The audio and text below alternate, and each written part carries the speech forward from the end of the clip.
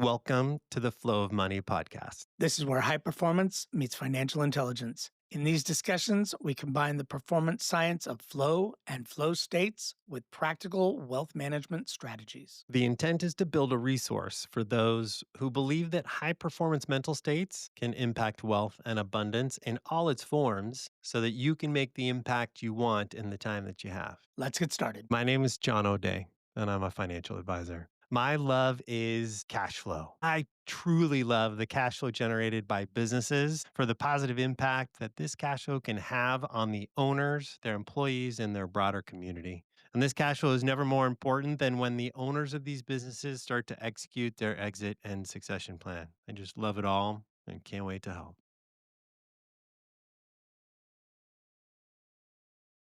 I'm Dave Gieselman, flow state coach, breathwork facilitator, and former chef turned high performance nerd.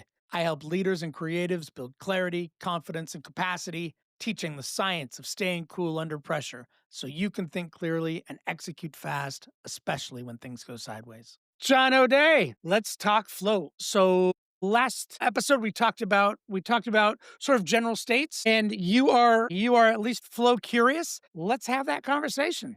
Right? Yeah. And so there's 22 different flow triggers, individual flow, group flow, all kinds of things. There there are 10 that I think really line with the financial conversation that we're currently having. The conversation we have around wealth, around making money, around investing, around growing that thing. And one of the flow triggers is clear goals, right? And before we get started, let me back this up and say, once we stack up about 5 of these triggers, most human beings drop in, most between 5 and 7. So one of these, just having one of these doesn't get you there. But if you are in a conversation, in an environment, in a thing where we're seeing 5 to 7 of these, most cases, we will drop into a really optimized cognitive state and be able to feel real good about what we're doing and begin moving at an accelerated rate. So, yeah, so when we do this, yeah, it is a sustained effort. So you nailed it with intention, right? We are not going to accidentally trip into flow state. That is not how it happens. We set up environments.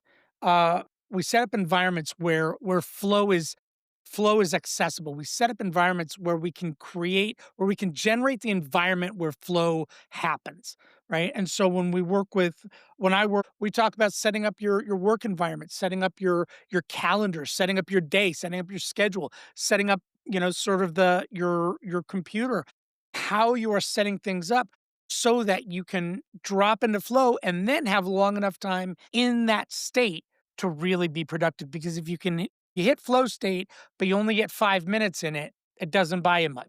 So all of these things we're talking about, having these triggers, having access to these triggers, being able to stay in a place where these things are present for 20 to 90 minutes. If you can create a block of time where you can have a bunch of these triggers in place, 20 to 90 minutes, what you will find is a real excitement around what you're talking about and a real sense of productivity in the area of finance, investing, whatever you're trying to generate flow state. 100%. That is absolutely correct. It is also correct in saying that if you have an hour-long block with a client, the two of you can create an environment where the two of you have some time to co-create a financial vision, a financial future, and enter a state of group flow where you're really getting some great work done, really getting some good imaginative work done, some creative work done, and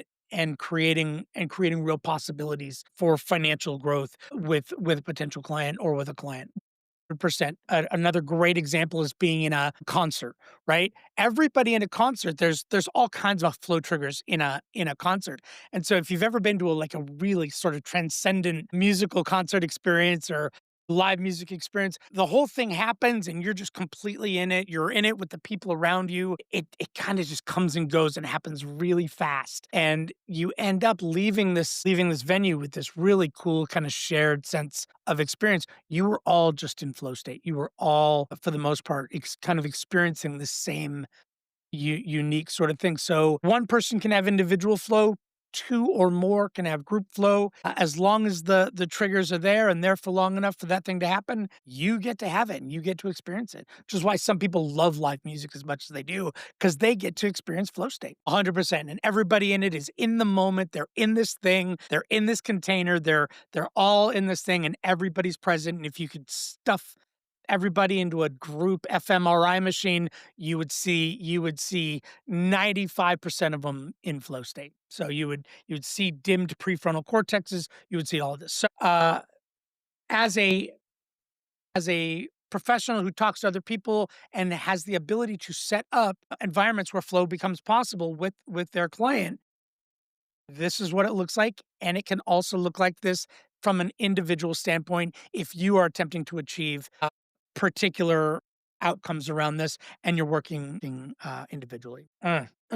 Sure. And so as a financial guy, we want to have clear goals. So this is a real easy one, right? So there is an outcome that I want and clarity around what I want financially, what my current state financially is, where I am, where I'm going, how I'm going to get there. And setting out really sort of clear goals, which it it doesn't sound like rocket science, but some people really kind of fly by the seat of their pants, and I'm not sure what I want it to look like. I'll know it when I see it. That is not a flow trigger. This is what I want. Here's where I am.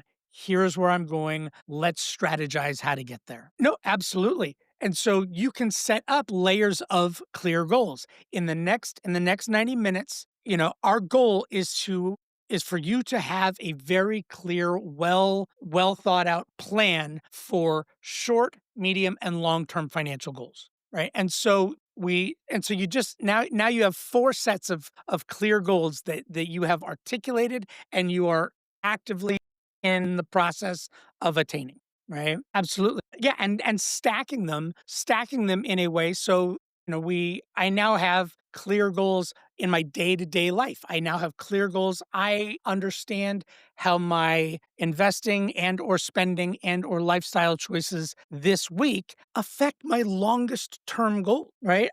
Understand how they affect my medium term goals, which means that I have kind of very clear marching orders on a day-to-day basis really serve me. Absolutely. And because of the way the brain works, the brain can't not do something. The mind cannot not do something. So don't spend as much money is not something that you can tell the mind to do. And so right, so allocate allocate liquid asset into savings or investment before allocating it to sort of discretionary spending is a thing you can do, right?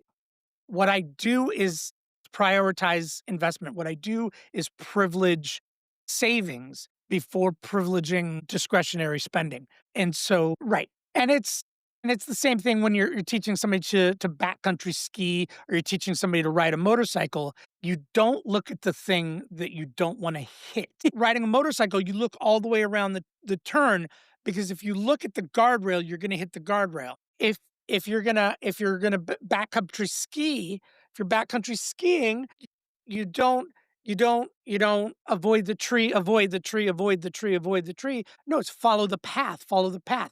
So your energy and your focus is on what you want, not what you don't want, right? No, clear goals are one, immediate feedback, right? Immediate feedback. So when you take an action and you can see the immediate results of that, you get immediate feedback is one of the most powerful sort of triggers that we can get. So if I do this, then this happens. And if I can take an action, which I'm a little bit resistant about, but then I can see immediately the feedback either from my service professional or from my bank account or from something. And I think this is where a lot of people may suffer in these financial conversations because I'm going to put money into this thing and like I'm not quite getting the immediate feedback, or maybe I'm looking for feedback other than what I'm getting. Dopamine hit. Exactly. And this is where as a professional, you can actually provide that immediate feedback, celebrate small wins,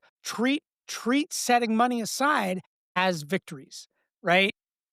Celebrating behaviors that you want to see repeated is the best way you can do it. And every time that money goes in, every time that even if it's an automatic allocation out of that paycheck, I don't know, if I wanted to generate immediate feedback, I would have an email, like, every single time when money hits that account, an immediate way to go. You just increased your portfolio by X amount. Look, my wife and I both work from home. We have a big brass ship's bell in our dining room that we ring when we either make money or save money. And it is a visceral, it is an immediate feedback for our family, for our finances, for us as business people and as entrepreneurs. And we ring that bell because we understand how important that immediate, and I'm going to hear it from the other room. I ring that bell. My wife is in her office. She's going to go, whoop, right? We hear it. The skills challenge balance, which is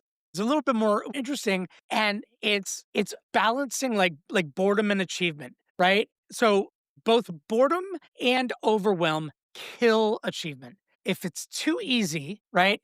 If it doesn't require any attention, it's too easy. I get bored. If it's too hard, I get overwhelmed or frustrated.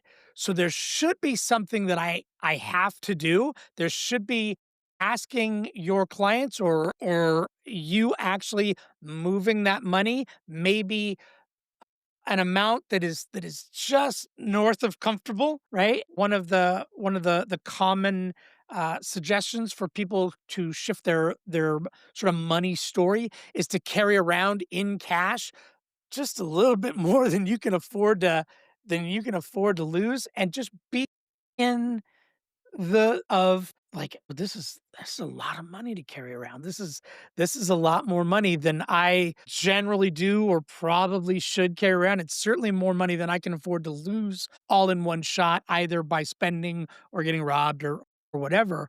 It creates this sort of challenge skills balance where now moving around sort of these bigger pieces of money and talking about larger sums of money starts to feel normal. And so we're adjusting that challenge skills balance. Right. So sort of always learning, always improving my vocabulary, always improving my competency, my understanding of more and more complex financial instruments, tools, vehicles, whatever it is. So now I can have more and more advanced conversations with people who can have really sophisticated financial conversations. Right. So I have to lean in. I have to continue to learn in order to stay on top of this. Deep concentration. And this is what we kind of talked about earlier. We need more than 15 minutes of this, right?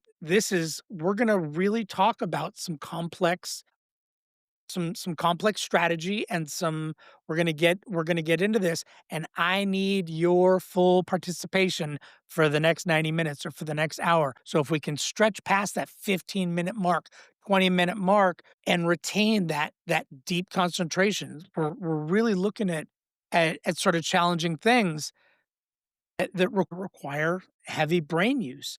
This is why a good 60-minute or 90-minute block where we can hit those things is really important. It is meditation in any form. Meditation is the art of returning, coming back, coming back to this thing, like training a puppy or a small child with just infinite patience, and just, I notice that my mind has wandered, no problem, bring it back to my breath. Bring it back to my breath. Bring it back. And that's another one, is close listening, is really paying attention to what is going on, really paying attention to what your other person is saying, taking it in, asking good questions, like really kind of synthesizing that information, right? Bringing it in, repeating it back, close listening. Am I getting what this person is saying? Am I asking questions? Am I am I really synthesizing this information in a way that is useful and productive? So close listening is another flow trigger. In relationship. Exactly.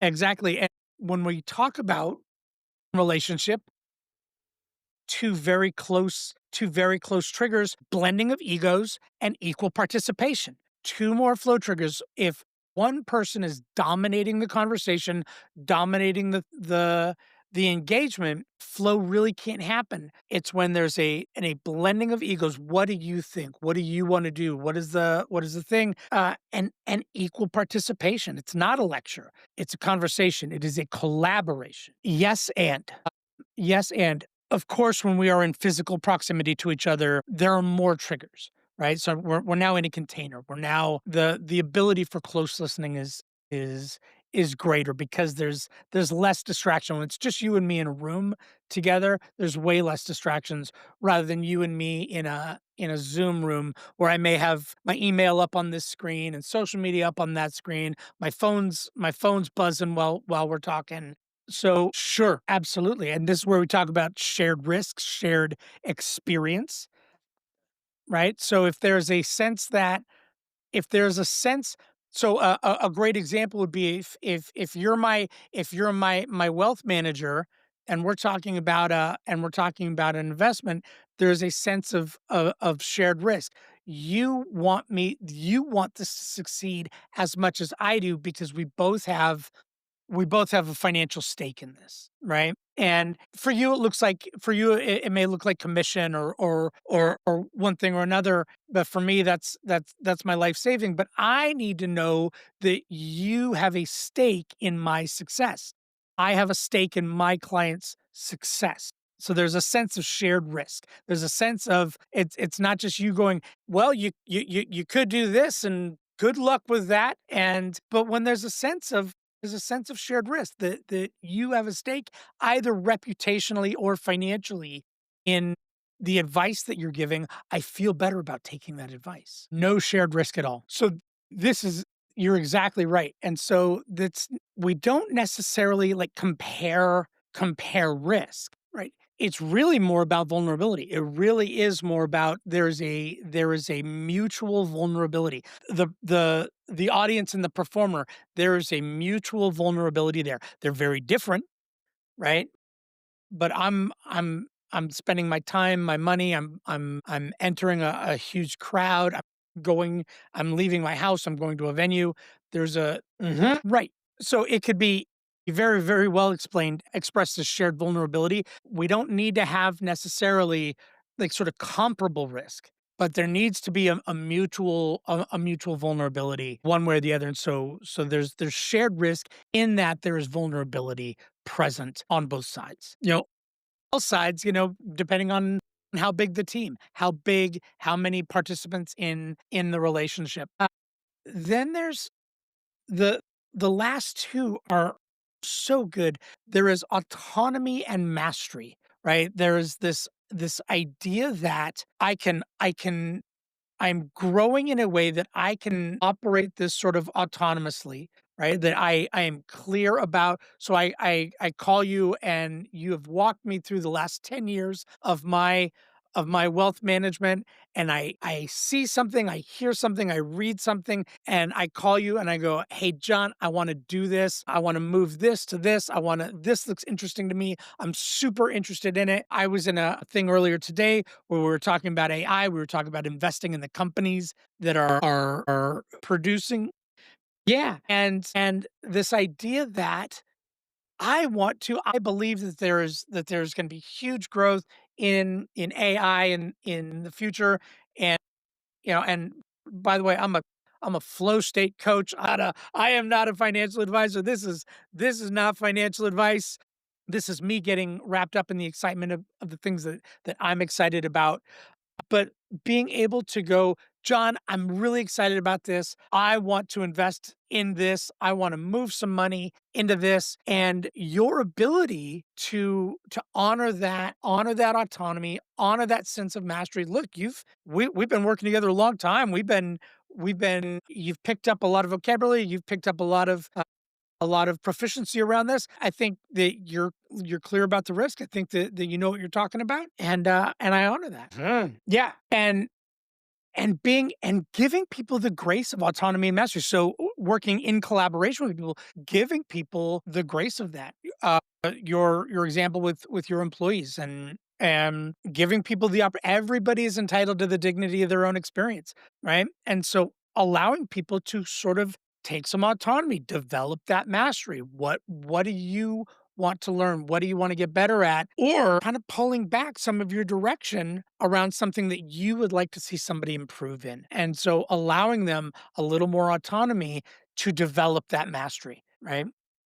And it's super important, and when we feel like I have agency here and I'm getting better at it, and through that agency, I'm getting better at what I do, that is a huge flow trigger because we get excited, right? Holy shit, I think I'm getting good at this. I think I'm starting to really get good at this. And if we can get good at something, we'll really like doing it. Right. And finally we have novelty and unpredictability, right? If it Once again, we talked about boredom. If it gets boring, there is something about novelty. The brain loves novelty. The brain loves unpredictability within a structure, right? Novelty within, it's not going to go wild off the rails, right? Because now the risk factor is too high, and now I can't drop into flow state because the risk factor is really high. But the novelty of an experience, the novelty and unpredictability of sort of financial structures, of financial vehicles and processes, and the world is a turbulent place at present, and there's a lot of flow. Entrepreneurship, investment, all of these things provide a really, really rich environment for flow. Until somebody orders, a table of orders 12 of them while you're trying to put out 6 mixed green salads and whatever, like, at the same time. The novelty is in the real lifeness, of all of it, because it's gonna come. Yes, I'm gonna perform the same sort of executable moves, but the way it's gonna come in, the pacing it's gonna come in, the volume it's gonna come in at, and then set off by the needs of the other people down the line from me, to produce these things, to quicken or slow my pace based on a million other factors. It's a novelty rich environment. It's certainly an unpredictable environment, which is just my favorite thing in the whole world. I thrive on novelty. It's why I love breath work. It's why I love working with people. And so if we look at, like, take any five of them. So if you're in a situation where you have clear goals, immediate feedback, there's some deep concentration, there's some close listening required, and it is a novel environment. It's kind of ever-changing environment, and one where you can get good at. We're now deep into flow state. We are now 6 triggers deep. We do this over the course of an hour or 90 minutes, and whatever that project is, however we set this up, so long as there's no distractions, in that there's nothing outside of this thing that we're working on that has all of these triggers, we can now enter this really powerful, highly creative, highly productive, unique thinking cognitive state that allows lateral comparisons and really stretching outside of what we would normally come up, right? Right. And it's gonna look like this, like, series of brainstorming, and time's gonna sort of dilate on you, and your appointment's gonna end, and you go, "Yo, that was 90 minutes." And then you get to look, did we accomplish our goals? Right? And if you look down, you go, "Wow, we not only did we blow past our goals by the 45-minute mark, but we have now stretched into goals that we couldn't have imagined at the beginning of this conversation. We are now accomplishing things that weren't even on the table at the beginning of the conversation because we created such a rich environment. We blew straight through every goal that we had for this conversation, and we're now in, like, creative, collaborative, expansive territory. Yeah, I'd like to not starve to death in the first year of business, right? That they could be living in both boredom and overwhelm, right? I am overwhelmed by, I'm sort of in a new phase of my life. I'm starting to look into at kind of landing this plane, and I'm so bored with what I'm doing. I've been doing this for a long time. I started this business at nothing. I've built it into what it is. I'm not doing a lot these days. And moving into that next place is wild, because the thing that used to give him the thing that had so many flow triggers for him at one point is now no longer available, and it's just not where he is anymore. And so there is what feels like a death, right? A death of who I am, of who I was, but there's an equal number of flow triggers in the moving into so what is next, right? There's a new set of skills, there's a new set of mastery, there's a new set of novelty and unpredictability with a new set of clear goals that can be created in relationship with an advisor. 100%. Right. And so we see that all of these processes, flow state processes, wealth building, wealth management, meditation, skills, life stages, they're all built the same.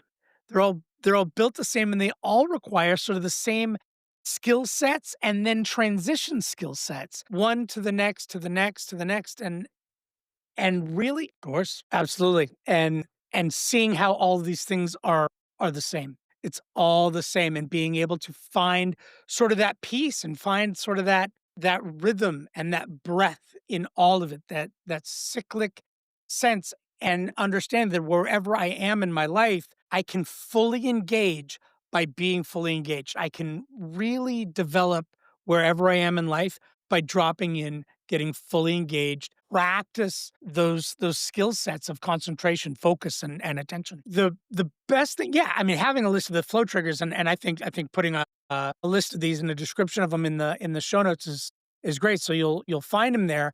But looking at the things that you have agency of right now. I have agency in my calendar. I have agency in how much time I can put something. I have agency in how much attention I can put to something. Creating these clear goals, creating a place where I can be completely focused. Flow follows focus, period, full stop. So creating environments where I can be completely focused and start stacking in these flow triggers and really engaging things that are interesting to me, things that I have goals around and can put some energy into. John, another good conversation. Always good to talk to you. All right. Next time we will talk about something cool. We haven't figured that out yet, but we will. So, John O'Day, thank you very much. Thanks for listening to the Flow of Money podcast. You can find us on Spotify, Apple Music, YouTube, or wherever you get your podcasts. Learn more about John and Dave at theflowofmoneypodcast.com. If you liked this episode, share it with someone who's ready to step into flow. If you're interested in sponsorship or collaboration, we'd love to hear from you. See you next time. Hey, before you go, this is John O'Day here with a quick note. I am affiliated with Raymond James Financial Services, Inc., member FINRA SIPC, and my investment advisory services are offered through Raymond James Financial Services, Inc. Dave Gieselman, my partner, is not a registered broker dealer and is independent of Raymond James Financial Services. Any opinions are mine and Dave's. These opinions are not necessarily those of Raymond James. Every investor situation is unique, and you should consider your investment goals, risk tolerance, and time horizon before making any investment decisions. Neither Raymond James Financial Services nor Raymond James Financial Advisors render any tax advice. Tax matters should be discussed with your tax advisor. This podcast is for investor education purposes only and is not intended to provide and should not be relied on for investment advice. Consult your investment advisor before making investment decisions.